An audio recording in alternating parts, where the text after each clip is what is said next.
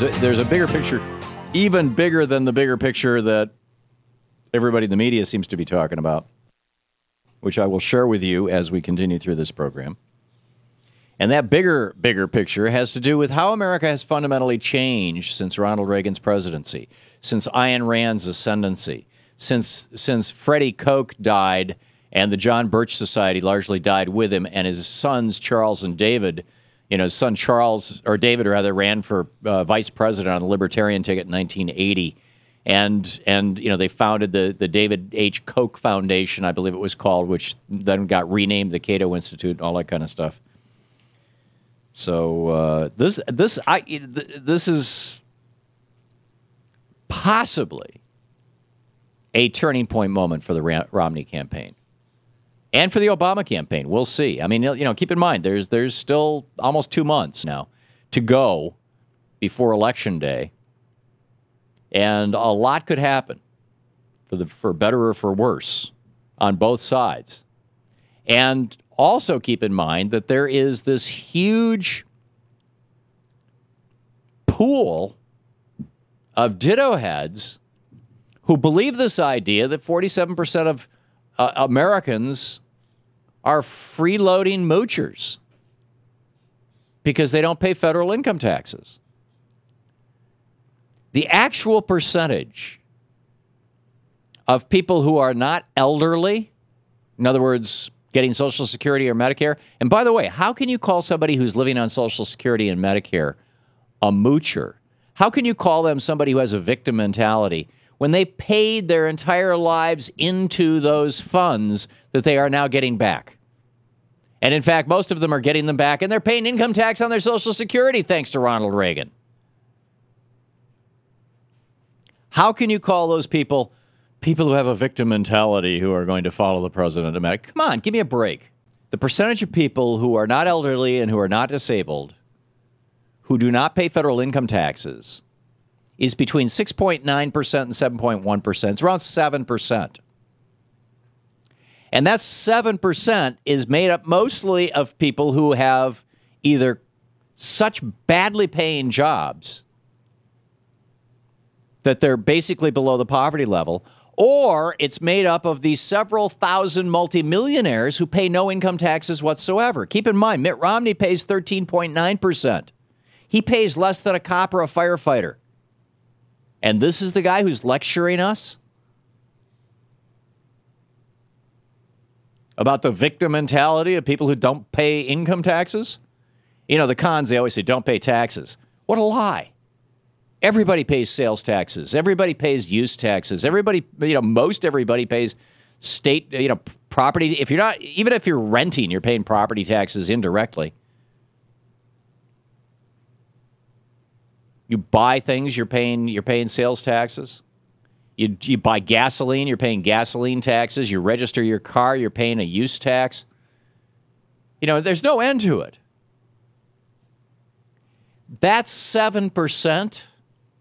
Excuse me, that 40% more or less who are working, who aren't making enough to pay federal income taxes, but are paying taxes. They are paying 100% on 100% of their income. They are paying FICA taxes. They're paying Social Security taxes. They're paying,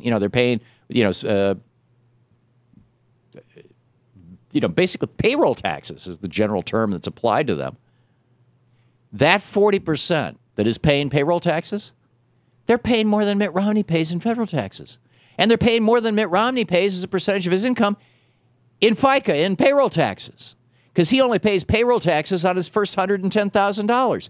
And after that, of the $20 million he made last year, or thereabouts, we don't really know for sure because he hasn't told us. But thereafter, he pays nothing, zero. Not a penny in Social Security taxes.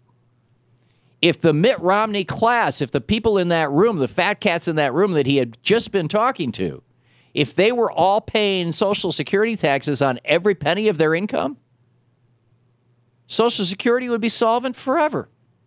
Social Security could have a cost of living increase. Social Security could pay more benefits to people.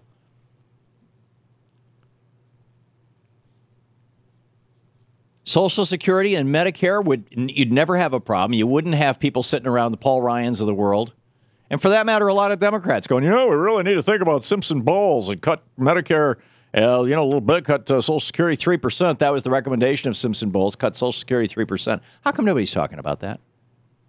By the way, it wasn't the Simpson Bowles Commission that recommended that. That got blown up by Paul Ryan because it wasn't crazy enough. Paul Ryan wanted them to totally privatize Medicare and Social Security. And they said, no, we're not going to do that. We're just going to cut it 3% and raise the retirement age. And he said, that's not good enough for me.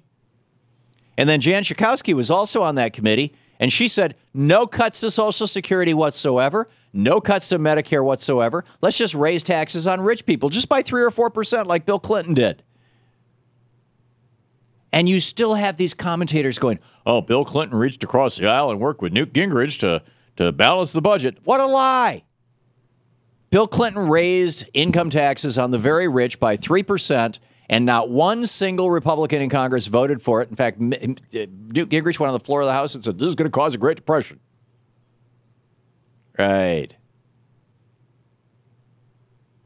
How'd that work out? What, 3 years of balanced budgets and surpluses? Such a huge surplus that George W. Bush said he was going to pay off the entire national debt with that money when he became president. That was his first State of the Union address. Can you easily or quickly tee that up, Jim or Shano? George W. Bush's State of the Union address where he says he's going to pay off all of the national debt with the money left over to him by Bill Clinton because he raised taxes on rich people 3%, one that without a single Republican vote, not one Republican vote. And this is what George Bush said 2 months after he came into office. Many of you have talked about the need to pay down our national debt. I listened, and I agree. We owe it to our children and grandchildren to act now. And I hope you will join me to pay down $2 trillion in debt during the next 10 years.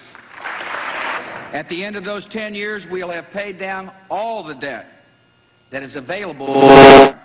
That is more debt repaid more quickly. All of the debt that is available to be paid down is basically what he said. That was how it wrapped. And George W. Bush saying, I'm going to pay down all the debt. I got all this money that Bill Clinton left me.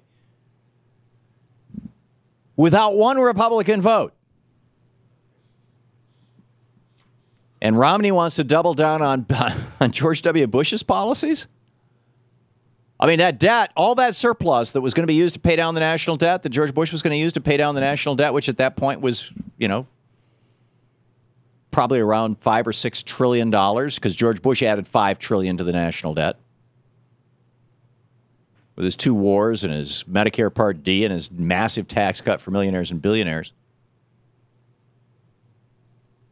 Mitt Romney is going to double down on that. He wants to drop his own tax rate because he only pays capital gains. So he pays a maximum 15% income tax, which is why he paid 13.9% year before last. He wants to drop that down to nothing. Paul Ryan's budget would cause Mitt Romney to pay 1% in income taxes, federal income taxes. 1%.